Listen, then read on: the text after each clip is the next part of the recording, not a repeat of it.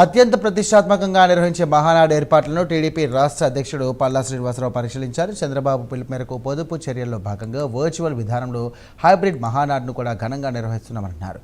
రాష్ట్ర వ్యాప్తంగా 1875 క్లస్టర్లలో ప్రత్యేక స్క్రీన్లను కూడా ఏర్పాటు చేయడం గిన్నీస్ బుక్ రికార్డులో ఈసారి మహానాడు నమోదవుతుందని అన్నారు. ఇక మహానాడులో 20 తీర్మానాలు ప్రవేశపెట్టనున్నారు.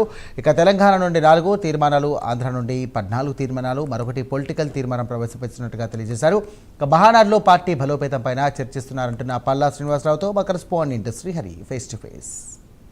తెలుగుదేశం పార్టీ అత్యంత ప్రతిష్టాత్మకంగా నిర్వహించే మహానాడు ఈ నెల 27, 28 రేపటి నుంచి అయితే ప్రారంభం కానుంది. అయితే ఎన్టీఆర్ జన్మదినాన్ని పురస్కరించుకుని ఈ మహానాడు ఎప్పుడూ కూడా అంగరంగ వైభవంగా నిర్వహిస్తారు. అయితే ఈసారి వర్చువల్ విధానంలో ముందుకు వెళ్తున్న పరిస్థితి అయితే కనపడుతుంది. కొత్తగా అంటే వర్కింగ్ ప్రెసిడెంట్ మంత్రి నారా లోకేష్ వర్కింగ్ ప్రెసిడెంట్గా నామినేట్ అయిన తర్వాత ఇది వర్చువల్గా ఏదైతే ఉందో దీన్ని వర్చువల్గా అయితే తీసుకువెళ్తున్న పరిస్థితి. అయితే ప్రస్తుతం దీనికి సంబంధించి ఏర్పాట్లు ఎలా ఉన్నాయి, దీన్ని ఎలా నిర్వహించబోతున్నారు అనే దాని విధి విధానాలు ఆ ఏర్పాట్లపైన పార్టీ అధ్యక్షుడు పల్లా శ్రీనివాసరావు గారు ఉన్నారు. వారితో మాట్లాడే ప్రయత్నం చేద్దాం.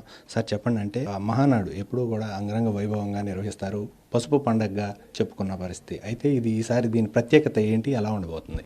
అవునండి, ఇదివరకు అంతా కూడా మేము భారీ బహిరంగ సభ పెట్టుకొని కార్యకర్తలందరినీ కూడా అక్కడ తీసుకొచ్చి 3 రోజులు ఒక పండగ చేసేవాళ్ళం అండి.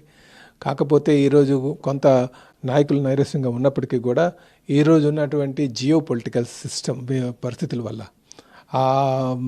దానివల్ల మనకి మరి రూపాయి పతనం కాకూడదు, అది మనం దాంట్లో ఆ పతనానికి భాగస్వాములు కాకూడదు, దానికి పరిరక్షించాల్సిన అవసరం ఉంది. నా దేశం నా బాధ్యత అనే నినాదాన్ని మా గౌరవ ముఖ్యమంత్రి గారు జాతీయ అధ్యక్షులు శ్రీ నారా చంద్రబాబు నాయుడు గారు ఇచ్చినటువంటి పిలుపు మేరకు పురస్కరించుకొని ఇది హైబ్రిడ్ మోడల్ చేయాలని చెప్పేసి మా జాతీయ కార్యనిర్వహణ అధ్యక్షులు, మా యువ నాయకులు, మా భవిష్యత్ నాయకులు లోకేష్ గారు నిర్ణయించడం జరిగిందండి. అయితే ఇప్పటికే మేము అన్ని ఏర్పాట్లు కూడా చేసుకోవడం జరిగింది. మా కార్యకర్తలు కూడా కాదు, మొదట్లో కొంత నైరాశ్యంగా ఉన్నప్పటికీ కూడా ఈరోజు ఉన్నటువంటి పరిస్థితులన్నీ కూడా వాళ్ళు గమనించి మా అధ్యక్షులు వారు ఇచ్చినటువంటి పిలుపు మేరకు వాళ్ళు ట్యూన్ అయ్యి సుమారు 1875 సెంటర్లో మేము ఏర్పాటు చేసుకోవాలని ఆదేశాలు ఇచ్చాం. ఇప్పటికే 1851 సెంటర్లో మేము నెట్ కనెక్షన్ కానీ, టీవీస్ కానీ, స్క్రీన్స్ కానీ, లేకపోతే కెమెరాస్ కానీ ఇవన్నీ కూడా ల్యాప్టాప్స్తో పాటు ఏర్పాటు చేసుకోవడం జరిగింది. ఇంకొక 24 సెంటర్స్లో నెట్ రావట్లేదు కనుక వాటిలన్నీ కూడా మేము మండల హెడ్ క్వార్టర్స్కి షిఫ్ట్ చేయడం జరిగింది. అలాగే ఇవి కాకుండా మేము అదనంగా కూడా మన పార్లమెంటు అధ్యక్షులను కూడా పెట్టమని జరిగాం. సుమారు 26 సెంటర్లో కూడా జరుగుతుంది. సో ఇవన్నీ లెక్కేసుకున్నా సరే మనకు 1850 నుంచి 1900 మధ్యన మాకు ఈ సెంటర్స్ వస్తున్నాయి. ఇది రేపు గిన్నీస్ రికార్డ్ కాబోతుంది కూడా ఈ సందర్భంగా తెలియజేస్తున్నాను. ఒక్క ప్రాంతీయ పార్టీ ఇన్ని సెంటర్స్లో మీటింగ్ పెట్టుకొని హైబ్రిడ్ మోడల్లో చేయడం, అలాగే మెయిన్ ఆఫీస్లో మాకు మా జాతీయ అధ్యక్షులు, జాతీయ వర్కింగ్ ప్రెసిడెంట్ గారు, తెలంగాణ ఆంధ్రప్రదేశ్ ప్రెసిడెంట్లు, అలాగే పోలిట్ బ్యూరో సభ్యులందరూ కూడా స్టేజ్ మీద ఉంటారు. ఆఫ్ ది స్టేజ్ మాకు national body, state body, panel speakers వీళ్ళందరూ కూడా ఆఫ్ ది డయాస్ ఉంటారు. సుమారు 2 స్క్రీన్లు కూడా ఏర్పాటు చేసుకున్నాం.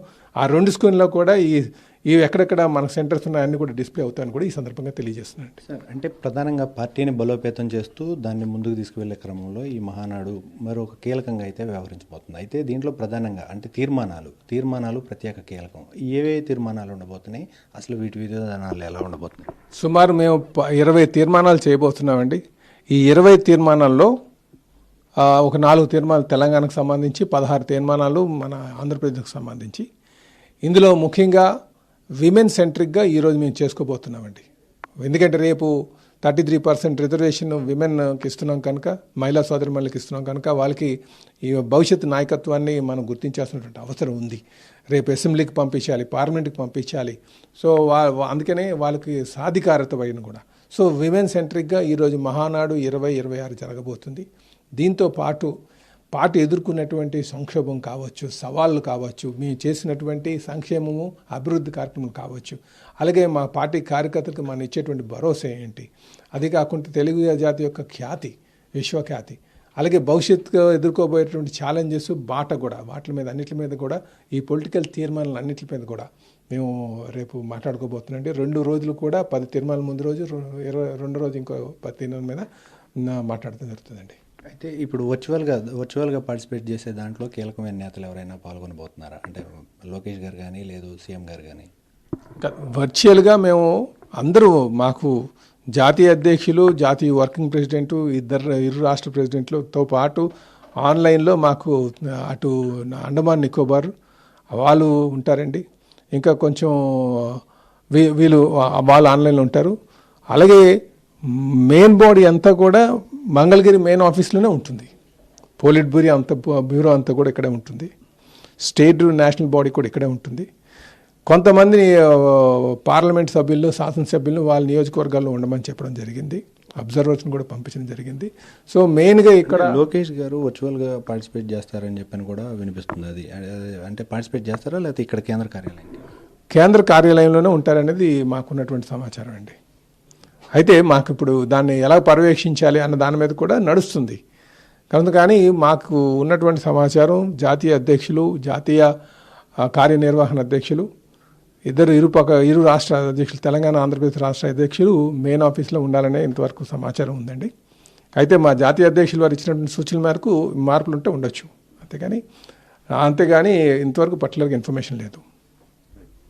రైట్, ఇది ప్రస్తుత పరిస్థితి. ఏదైతే ప్రస్తుతం కేంద్ర కార్యాలయంలో నిర్వహిస్తున్న ఏదైతే సంబంధించి ప్రధానంగా చూసుకున్నట్లయితే ప్రత్యేక స్క్రీన్లు 1900 స్క్రీన్ల దాకా ఏర్పాటు చేసి మహిళలకు 33% రిజర్వేషన్ ఏదైతే ఉందో దాన్ని బేస్ చేసుకునే ఈ మహానాడు తీర్మానాలు, పొలిటికల్ తీర్మానాలు కూడా ఉండబోతున్నాయి. ఈసారి అయితే ఘనంగా అయితే నిర్వహించబోతున్నాం అని చెప్పని కూడా వారైతే చెప్తున్న పరిస్థితి కనపడుతుంది. కెమెరామెన్ జీవంతో శ్రీహరి, ప్రైమ్ 9 కేంద్ర కార్యాలయం నుంచి తెలుగు.